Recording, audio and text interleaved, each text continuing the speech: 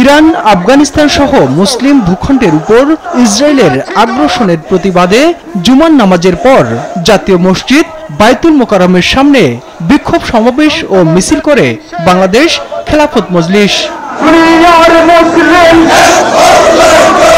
এ সময় বক্তারা বলেন, গাজায় বছরের পর বছর হামলা করে নারী ও শিশুকে হত্যা করছে ইসরায়েল। এসব নৃশংস হত্যাকাণ্ডের তীব্র নিন্দা ও প্রতিবাদ জানান তারা। সন্ত্রাসী রাষ্ট্র ইসরায়েল ফিলিস্তিনে বছরের পর বছর হামলা করে আমার শিশু মা বোনদেরকে হত্যা করেছে। হাজার হাজার মানুষ তারা খাবারের জন্য লাইন ধরেছে, আর সেখানে বোমা মেরে এই ইসরায়েলি গোষ্ঠী আমাদের ভাইদেরকে নৃশংসভাবে হত্যা করেছে।